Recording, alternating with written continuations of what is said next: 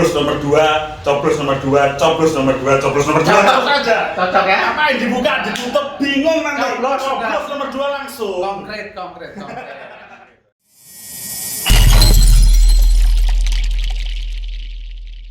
Bismillahirrahmanirrahim. Assalamualaikum warahmatullahi wabarakatuh. Waalaikumsalam warahmatullahi wabarakatuh. Selamat berjumpa lagi dengan channel Didik Mukrianto. Hari ini saya kedatangan tamu yang sangat luar biasa, tokoh muda dari Tuban yang hari ini meluangkan waktu bersama-sama kita untuk berbagi inspirasi. Siapa dia? Inilah Mas Muhammad Ilmi Jada yang biasa dipanggil dengan Mas Ilmi. Mas Ilmi. Selamat sore Mas Ilmi. Sore Pak. Apa kabar Mas? Alhamdulillah baik Mas Didi. Nah, sibuk apa sekarang? Sibuk menunggu tugas partai karena hari ini kita tahu sendiri partai punya karena kita mengusung wakil bupati Bapak Riyadi dari Demokrat, maka kita sibuknya itu dan sibuk di DPR lah. Nah, iya cocok karena wakil rakyat itu tidak boleh meninggalkan tugas dan kewajibannya di Dewan. Iya sahabat-sahabat, Mas Ilmi ini adalah politisi muda dari Partai Demokrat. Kebetulan sekarang duduk sebagai anggota DPRD Kabupaten Tuban sudah 2 periode ya Mas ya? Ya, 2 periode ini. Ya, kebetulan beliau ini juga salah satu pimpinan di DPRD Kabupaten Tuban, tepatnya sebagai salah satu wakil ketua. Betul. Nah, tentu dari beliau ini akan banyak pengalaman, inspirasi yang bisa menginspirasi kita semuanya. Karena saatnya memang sekarang ini tokoh-tokoh muda harus mengambil ruang, harus mengambil tanggung jawab di dalam memperjuangkan aspirasi masyarakat di dalam menoto kabupatennya gitu. Nah, untuk itu kawan-kawan kita coba nanti berbincang-bincang dengan Mas Ilmi. Mas, non sewu gitu. Panjenengan ini sebagai politisi muda, apalagi sekarang ini panjenengan juga diberikan amanah sebagai wakil ketua DPR. Tentu saya ingin gitu panjenengan menyampaikan kepada sahabat-sahabat semuanya di Tuban ini, khususnya sahabat muda gitu. Panjenengan bagaimana menurut persepsi panjenengan, bagaimana menurut pendapat panjenengan potret masyarakat Tuban saat ini, Mas? Oke ya. Terima kasih. Selamat sore pemirsa channel Didik Mukrianto. Kita saksikan hari ini. Terima kasih sebelumnya saya ucapkan kepada Pak Mas Didik Mukrianto karena hari ini sudah diundang untuk berbincang-bincang berbagi inspirasi. Ini yang saya tunggu, di mana ada seorang politikus juga beliau, Mas Didik Mukrianto, membuat seperti podcast yang sekarang lagi digandrungi teman-teman muda juga, teman-teman penikmat YouTube ya ini, di mana berbagi inspirasi, berbagi suatu pengalaman kita curahkan di sini. Terus kita jangan lupa tetap dilihat sampai habis nanti. Amin. Ya. Nah, tadi pertanyaan dari Mas Dudi, bagaimana potret di Kabupaten Tuban untuk saat ini ya? Karena gini Pak Didi, saya ini mewakili DPR muda ya, termasuk muda, umur saya 31 tahun. Luar biasa. Dulu jadi DPR 25 tahun, yang periode pertama dan 31 tahun. Jadi menurut saya di dalam saya menjadi DPR ini di pemerintahan Kabupaten Tuban, khususnya di Kabupaten Tuban ini masih kurang mengayomi teman-teman seni Mas Didi. Saya banyak teman anak band, anak seniman lukis, anak budaya sangat banyak, tetapi di sana tidak ada wadahnya sama sekali. Apabila pada waktu COVID-19 ini, kita tahu COVID-19 ini teman-teman band mengeluh semua. Ya, terus terang teman-teman curhat kepada saya, tapi saya memberi masukan kepada pemerintah, tetapi ya responnya memang sedikit kurang. Jadi ini yang sering saya sampaikan kepada pemerintah juga, jangan lupa untuk teman-teman pemuda-pemuda di Kabupaten Tuban tolong diayomi, terus seperti dikasih wadah, Saya pernah kemarin kayak di Semarang itu seperti seniman dikumpulin semua ini kita ngomongkan masalah COVID ya. Iya. Masalah COVID ini ya Mas. Iya. Kita lagi viralnya COVID ini ya, di Kabupaten Semarang bisa mengumpulkan para teman-teman seniman. Terus habis itu diberi wadah, kasih insentif, dibuatkan CD, dibuatkan channel YouTube. Nah, itu kemarin saya sudah mengusulkan kepada pemerintah Kabupaten untuk seperti itu, tetapi kayaknya masih belum. Ya kita doakan pemerintah Kabupaten biar sadar untuk pemuda-pemuda Tuban, khususnya teman-teman seniman lah. Cocok, saya senang nih dengan pemikiran Mas Ilmi ini. Inilah yang DPR kalau sudah bicara representasi masyarakat, ya harus bicara apa adanya gitu. Menyuarakan apa yang dia dengar, apa yang dirasakan, apa yang diketahui di lapangan gitu. Memang saya juga melihat potensi-potensi dampak COVID-19 ini terhadap pekerja sendiri sangat luar biasa. Karena di satu sisi dengan physical distancing yang dilakukan oleh pemerintah ini, tentu ini juga menutup ruang gerak atau mempersempit ruang gerak teman-teman kita seniman yang tadinya dia menguasai panggung. Betul. Dari desa ke desa, dari tempat satu ke tempat yang lain gitu. Nah, dampak ini bukan hanya terkait dengan hasrat untuk berseninya, tapi lebih jauh dari itu kemudian memutus akses pekerjaannya, akses penghasilannya, betul ya? Gitu. Tapi gini, mohon maaf Pak Didi ya. Jadi ini cukup menarik. Bukan hanya COVID. Jadi kita flashback. Saya juga pernah muda sekali pas waktu SMP SMA. Itu ya kalau di Tuban itu sering ada festival band. Nah, ada pengumpulan anak muda itu di Gor Pujasera, tepatnya di depan kantor DPRD. Kalau mungkin teman-teman seangkatan saya pasti akan ingat, tiap malam minggu selalu ada festival. Ini kita tidak ngomongkan masalah COVID ya, kita ngomongkan yang masalah gitu umum ya. Nah, itu sebelum COVID, pemerintah Tuban tidak pernah mengizinkan para teman-teman seniman, para teman-teman khususnya hiburan itu kurang diadakan. Nah, itulah dimana para teman-teman saya sendiri juga banyak anak-anak band, anak-anak seniman, anak lukis juga pada kok begini ya kemarin pas waktu zaman saya SMP SMA, hiburan saya juga itu melihat band, melihat itu kan termasuk yang teman-teman anak band juga mendapatkan insentif di situ, dapat ada acara di situ, alhamdulillah. Tapi sekarang ya nggak tahu, jadi agak kurang kenapa nggak tahu. Ya itu ada sedikit dari masukan saya untuk pemerintah, tapi ya memang mungkin belum respon. Ya, itu memang menarik Mas Ilmi. Itu salah satu suara generasi muda, sahabat-sahabat semuanya. Namun yang harus kita ketahui bahwa memang di masyarakat Tuban itu sangat heterogen begitu ya, tidak homogen dalam satu kelompok gitu.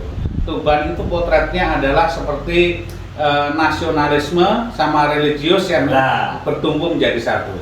Nah, bertumbuh menjadi satu ini harusnya mendapatkan ruang yang sama begitu. Nah, ruang yang sama ini kemudian harus ditangkap secara arif dan bijaksana oleh pemerintah daerah dan pengambil kebijakan gitu. Harusnya pemerintah daerah dan pengambil kebijakan itu mampu menjadi payung, baik menjadi payung nasionalis maupun payung religius. Karena faktanya lahirnya dalam sejarah Tuban ini, sisi-sisi nasionalis Tuban ini juga sangat luar biasa yang kemudian hingga saat sekarang diidentikan dengan jiwa dan kursa perjuangannya Ronggolawe. Itu ya betul. Nah, di satu sisi kita juga memang harus menyadari, mengakui bahwa Tuban ini juga sangat religius. Kenapa sangat religius? Karena sejarah perkembangan Islam ini tidak bisa dilepaskan dari Tuban. Bagaimana epicentrum Tuban sebagai salah satu daerah penyebaran agama Islam memang tidak bisa kita nafikan. Tapi kalau kita juga tahu bagaimana sejarah kemudian mengakulturasi sebuah budaya, memadukan antara penyebaran Islam dengan budaya juga terjadi di Tuban. Apa yang dilakukan oleh Sunan Bonang dengan memajukan budaya, dengan menggunakan budaya ternyata juga membantu penyebaran Islam. Nah, hari ini tentu kalau ada suara-suara keinginan atau aspirasi dari segenap sahabat-sahabat muda yang dalam tanda kutip merasa dimarginalkan dari kebijakan ini untuk berekspresi, tentu ini menjadi PR kita bersama. Begitu. Makanya pilih yang muda. Nah, Iya. makanya pilih yang muda gitu ya. cocok. Kalau yang muda itu begini, memang saya setuju. Kaum muda selalu bicara kebaharuan, Nah, visioner. visioner. Betul. Kaum muda bicara masa depan, Betul. begitu. Jadi mengelola sebuah pemerintahan, mengelola sebuah daerah, ya harus bicara dengan kebaharuan, Betul. bicara masa depan. Nah, untuk itu Mas, menarik terkait dengan apa yang jenengan sampaikan tadi. Kira-kira gitu, kalau melihat kondisi Tuban yang sekarang ini memang sama kita rasakan, kondisi COVID ini betul-betul menerjang itu. Saya ingin mendengar dari panjenengan di dalam pengalaman politik panjenengan, dalam potret panjenengan sesungguhnya dinamika politik di Tuban ini baik di dalam pengambilan keputusan di tingkat legislatif maupun kemudian pengelolaan pemerintah secara keseluruhan ini menurut kacamata panjenengan gimana, Mas? Jadi begini ya Pak Mas Didi. Jadi apa? Saya punya harapan di mana Partai Demokrat ke depan di 2024 itu harus menambah kursi. Itu ya. Cocok gitu. Kita alhamdulillah di tiga periode ya, tiga berbeda atau 4 periode kita masih nomor 4. Kita kalau bisa nanti ya naik, dimana kita tahu sendiri slogan dari Partai Demokrat yaitu harapan rakyat, perjuangan demokrat. Itu dimana saya berharap nanti Partai Demokrat ini berkembang agar suara-suara dari kami kalau di legislatif itu bisa bisa disalurkan, karena keterbatasan kursi di DPRD memang sulit untuk mengawasi dan memilah atau memberi masukan kepada pemerintah sangat sulit. Ya kita tahu saja sendiri di Tuban memang didominasi oleh salah satu partai, di mana terlalu banyak. Kalau saya dari dulu itu mempunyai filosofi begini. Kalau ada salah satu partai di situ besar, maka roda kayak gear itu tidak bisa berputar. Nah, itu harus seimbang. Nah, mungkin nantinya Partai Demokrat ini di tanggal 9 Desember ini kan mengusung wagub sendiri. Jadi saya berharap nanti Partai Demokrat bisa memenangkan untuk pilihan di tanggal 9 Desember dan suara Partai Demokrat bisa bertambah, dan yang penting kursinya nanti di legislatif itu kursinya, karena kita tidak mungkin bisa di situ untuk memberi kebijakan tanpa ada kursi yang banyak. Bukan karena serakah ya, tapi itu hanya jalan itu. Jadi ini sedikit ngalor ngidul ya, kita kan ngobrol ya. Betul, cocok. Jadi gini, dulu waktu SMP SMA Pak, jadi saya terus terang sampai kuliah pun dunia politik itu saya rasa bullshit lah. Politik itu bullshit, politik itu apaan sih politik? Karena dengar saya lagunya Iwan Fals. Jadi apa itu politik itu apa? Wah, itu lagu yang saya suka Wakil Rakyat dulu. Kok Wakil Rakyat gini-gini? Tapi ternyata memang itu wadah untuk kita, di mana kita bisa mengayomi masyarakat, kita bisa menyuarakan masyarakat jadi DPR itu.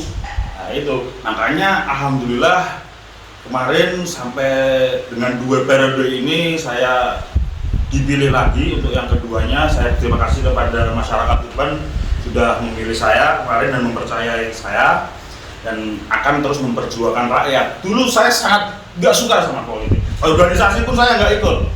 Baru ini saya selama hampir 8 tahun sampai 9 tahun di Partai Demokrat, hanya organisasi itu aja saya ikuti. Sebelumnya saya nggak mau ikut organisasi apa itu bullshit lah.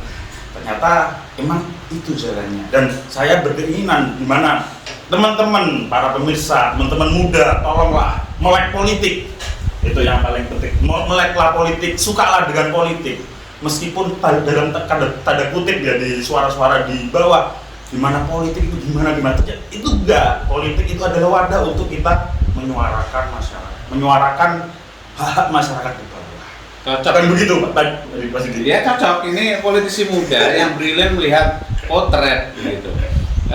Ketika kaum muda, sahabat-sahabat muda yang belum mengerti sepenuhnya secara politik, wajib untuk sharing, wajib untuk diskusi dengan yang sudah berpolitik lebih dulu, biar tahu secara utuh politik itu apa gitu. Karena pada hakikatnya produk-produk politik inilah yang menjadi konsensus besar antara DPR dan pemerintah di dalam membuat sebuah undang-undang maupun perda di kabupaten. Dan perda itulah yang kemudian sebagai pedoman di dalam mengelola pemerintah ini, dalam berpedoman untuk memastikan bahwa manajerial pemerintahan, kemudian pengelolaan rakyat ini ya ada aturannya. Tidak mungkin kalau kehidupan di masyarakat, khususnya di Kabupaten Tuban, itu tidak ada rule, tidak ada regulasi yang dipedomani bersama. Nah, sepanjang pemerintahnya mendengar aspirasi rakyat, sepanjang wakil rakyatnya memahami betul apa yang diinginkan oleh masyarakat, maka produk politik dalam bentuk perda ini akan menjadi produk politik yang diharapkan oleh masyarakat. Nah, untuk itu kawan-kawan, tentu inspirasi dari Mas Helmi tadi sebagai politisi muda berharap gitu, mari melek politik. Saya setuju sekali. Namun saya ingatkan, memang tidak semuanya harus jadi politisi, gitu. Tapi mengetahui politik itu sangat penting untuk memastikan hak-haknya itu bisa terpenuhi oleh pemerintah. Apa yang jadi kewajibannya juga bisa dilaksanakan dengan baik, begitu. Nah, Mas Helmi, non sewu ini. Selain itu, Mas, kira-kira saya ingin bertanya hal yang lain, karena Panjenengan tadi sudah mengingatkan semuanya bahwa saat sekarang ini Tuban memang sedang melakukan pemilu kada, begitu ya. Nah, pemilu itu adalah sarana yang paling penting bagi masyarakat Tuban untuk menentukan nasibnya ke depan, nasib yang dititipkan kepada pemimpinnya, nasib yang dititipkan kepada bupati dan wakil bupatinya, selain kepada wakil-wakil rakyatnya di DPRD. Nah, Mas, saya ingin tahu gitu kepada panjenengan, dinamika pilkada di Tuban ini hingga sejauh ini seperti apa, Mas? Ada hal-hal mungkin yang bisa di-share ke teman-teman, apakah kemudian karena COVID kemudian terbatas, kemudian pasangan calonnya ini punya cara masing-masing, apa yang panjenengan lihat di dalam kontestasi pilkada ini? Dalam kontestasi pilkada ya, Pak? Mas Didi ya? Ya. Kita panggil Mas karena beliau masih muda. Jadi kalau melihat untuk hari ini memang dinamis ya, dinamis sekali. Mungkin para pemirsa juga mungkin tahu ya posisi saya, tahu juga sendiri posisi kami. Tetapi karena memang garis partai dan memang karena baju saya biru, maka saya dan harapan saya memang untuk nantinya membesarkan partai Demokrat. Ya, saya akan berjuang penuh dan hati saya yaitu nomor 2, itu mungkin nantinya yang bisa memvisioner, yang bisa merubah kejenuhan masyarakat untuk hari ini, mana Mas Lindra dan Pak Riyadi ini saya pernah, maksudnya saya cerita ya, cerita di mana pernah ketemu berdua dengan Mas Lindra, luar biasa orangnya, sopan, luar biasa orangnya.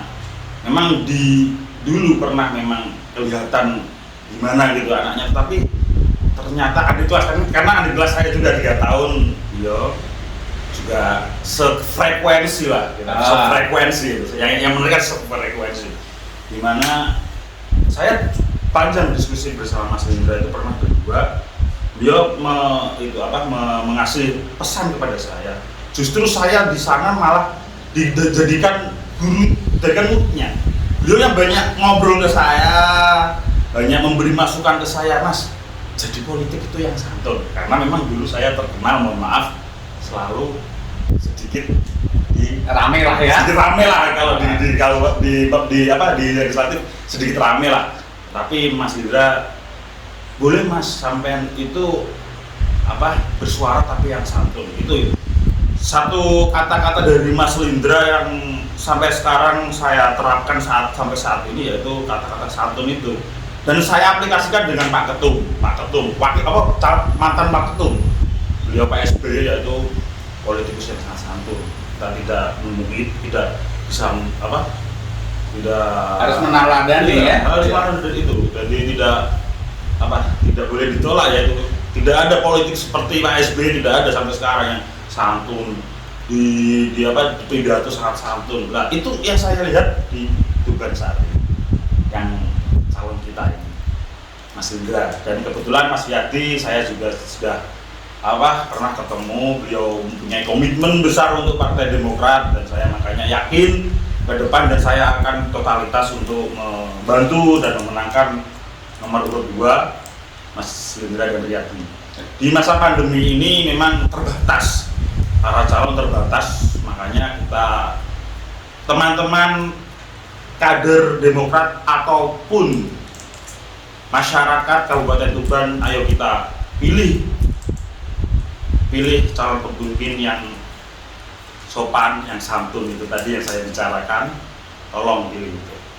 Jadi ini yang bisa saya sampaikan hari ini, termasuk saya menyampaikan ya, karena masa pandemi tidak bisa mengumpulkan banyak orang juga ya. Jadi ini saya juga berpesan kepada masyarakat juga bagaimana ya itulah ini yang calon kita yang usung ini, seperti saya mengingat dulu mungkin mudanya Pak SBY seperti itu mungkin kayaknya kayak Mas Libra ini karena sangat santun. Aku melihat di TV habis debat itu tadi santun sekali dan insya Allah ke depan akan membesarkan Kabupaten Tuban, di mana mengingat juga Pak Didi Mulyadi juga tahu di mana Kabupaten Tuban ini termiskin. Nah, itu PR dari pemerintah Kabupaten Tuban dan PR dari legislatif, yaitu bagaimana mengentaskan kemiskinan itu untuk kedepannya. Semoga pemimpin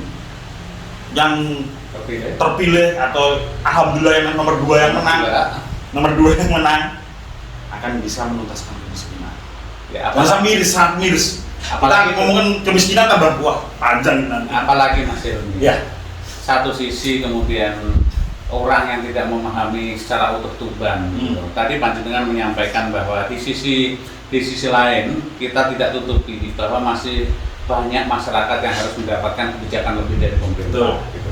Tapi di sisi lain selalu banyak kemudian kita dirasionalkan oleh sebuah mimpi-mimpi gitu. Mimpi-mimpi itu apa?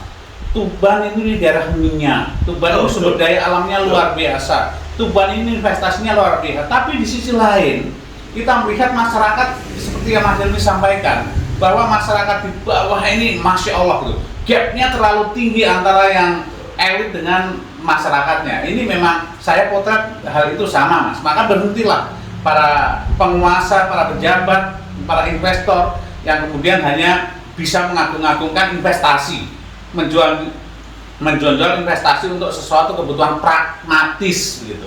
Mari kalau memang peduli dengan Tuban, sepakat nggak Mas? Sepakat, berbuat untuk masyarakat. Ya, jangan hanya menjual-jual mimpi gitu ya. Nah mudah-mudahan kita berharap bahwa kepada Lindra dan Mas Riyadi ke depan tidak hanya jualan mimpi, tapi betul-betul turun sebagai pemimpin sejati, sebagai bupati sejati.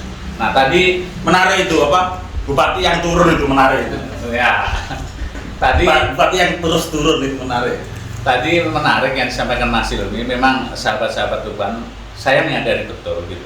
Mas Ilmi ini juga sebagai politisi sudah menyampaikan isi hatinya. Beliau sudah memahami betul apa yang menjadi garis kebijakan partai. Beliau ini sudah memahami betul apa yang harus dilakukan sebagai seorang politisi. Nah memang kadang-kadang memang Mas Ilmi, kadang-kadang orang itu berpikir yang lain begitu.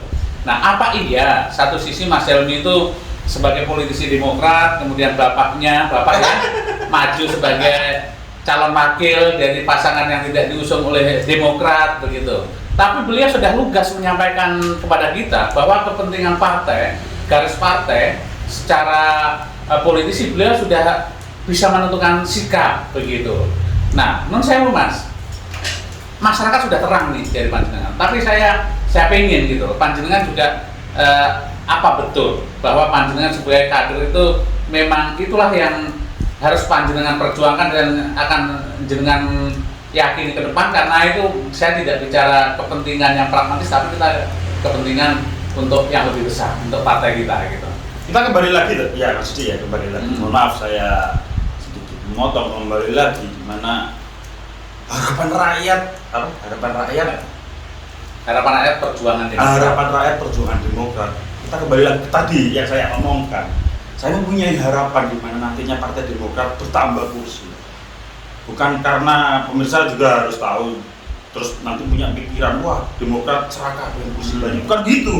Itu pemikiran yang salah ya. Biasanya orang di masyarakat yang tidak mengetahui bagaimana politik, oh Demokrat pengen gede, pengen besar, nanti pengen menguasai, bukan begitu. Kita tahu Partai Demokrat selalu dari dulu selalu lurus. Saya tahu dari dulu di Kabupaten Tuban pun selalu lurus. Kita ada kebijakan perda yang tidak menurut kami tidak kita sesuai dengan hati kita tolak. Itu sudah sering kali. Makanya dulu memang saya terkenal yang banyak itu ya, banyak itu nyanyi itu. Karena memang tidak sesuai dengan hati lah. Itulah mengapa saya tertarik, bukan tertarik ya, mengapa hati saya harus untuk memperjuangkan paslon nomor 2, karena ingin membesarkan partai. Di mana tadinya Pak calon Wagub, Pak Riyadi, di mana beliau adalah juga kader kita, beliau akan berkomitmen untuk membesarkan Partai Demokrat. Tentunya para pemirsa juga banyak yang cinta dengan Demokrat. Siapa yang nggak cinta dengan Mas Ahaye? Ganteng, muda, visioner juga. Sama. Tuban pun ada yang muda, visioner. Salah Pak. Salah Mas. Lindra. Saya yang itu kan, saya mewawancarai Mas Didi bukan. Saya Mas yang muda Mas. Lindra dan Riyadi. Bisa juga harus tahu. Nah ini memang menarik ya sahabat-sahabat. Jadi kalau bicara politik itu ya dinamis gitu. Setiap kebijakan partai politik ya wajib dijalankan oleh kadernya karena pasti ada konsekuensi. Iya. Cuman setiap politisi itu memang selalu dihadapkan kepada pilihan-pilihan. Nah pilihan-pilihan itu kadang-kadang juga ada yang berbenturan dengan kepentingan kita. Saya pun juga mengalami hal yang sama dalam untuk hal-hal tertentu gitu. Ketika saya punya keinginan A, kemudian partai ada keputusan B, ya nggak mungkin saya akan memperjuangkan atau saya kekeh dengan pilihan saya A. Ini kan partai ini selalu bicara kepentingan yang lebih besar. Ya saya harus mengikuti keputusan partai. Nah, Mas non sewu, sebelum mengakhiri Mas, ini inspirasinya sangat luar biasa. Saya berharap dengan sebagai pimpinan DPRD, wakil ketua tepatnya, ini juga harus mampu menjadi speaker khususnya buat aspirasi-aspirasi yang baik, khususnya dari Partai Demokrat di dalam memenuhi kewajiban tanggung jawabnya di DPR. Tetaplah kritis gitu. Kritis ya. Yang konstruktif. Tapi yang santun kata Mas Didi. Kritis yang konstruktif, terukur begitu ya. Jadi dan disertai solusi begitu ya. Itu adalah yang diajarkan oleh Pak SB. Ini ajaran Pak SB gitu ya. Nah, kalau saya meyakini kalau panjenengan itu dari apa yang kita diskusikan tadi sudah sedemikian cintanya dengan Partai Demokrat. Bukan jatuh cinta lagi, sudah kandung cinta gitu. Darahnya biru. Sudah kandung cinta gitu. Darah biru. Nah, untuk itu Mas Nun Sewu gitu. Untuk meyakinkan kita semuanya gitu. Kita semuanya, panjenengan, saya dan teman-teman lain itu kan memang memegang tugas dan amanah partai. Kita menjadi tim sukses untuk pemenangan Lindra dan Riyadi pasangan nomor 2. Tadi saya minta juga Mbak Maraton begitu Mas, bahwa di beberapa kesempatan untuk memperjelas masyarakat itu kita harus menyampaikan dengan terang pesannya. Gitu. Terang pesannya salah satunya ya kita harus menyampaikan seperti yang biasa disuarakan oleh pasangan kita. Nomor 1 dibuka, nomor 2 dicoblos, nomor 3 ditutup. Gitu. Nah, coba jenengan sebagai seorang politisi Mas, pesan kepada masyarakat. Pesan untuk masyarakat, jadi kalau saya nggak usah diminta Mas Didi, saya pun akan terus melakukan ke konstituen saya khususnya.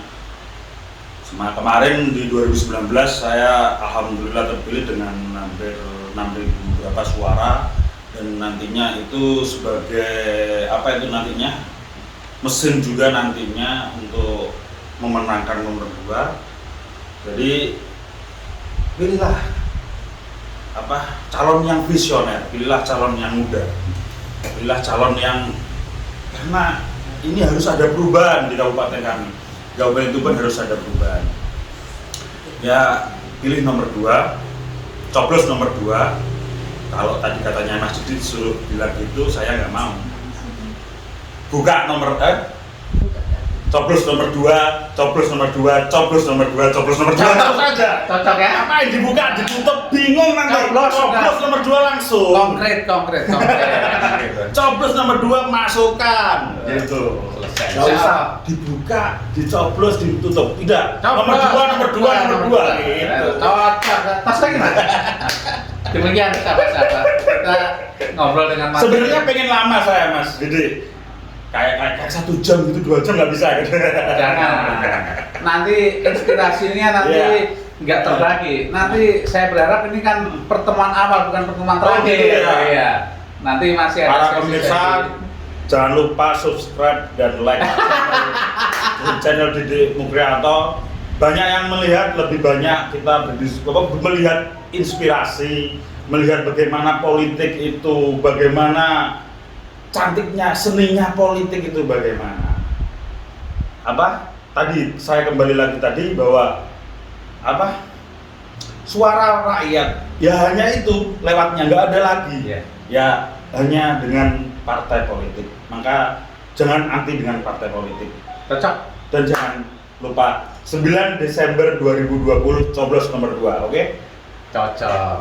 Nah, baik sahabat-sahabat semuanya, luar biasa ngobrolnya, banyak ilmu, inspirasi yang kita dapatkan dari Mas Hilmi sebagai politisi muda.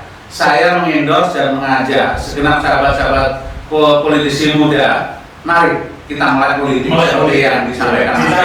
Cintai politik. Pahami sepenuhnya politik sehingga tidak salah persepsi. Sehingga teman-teman muda ini banyak memberikan makna terhadap kebijakan politik ke depan ini.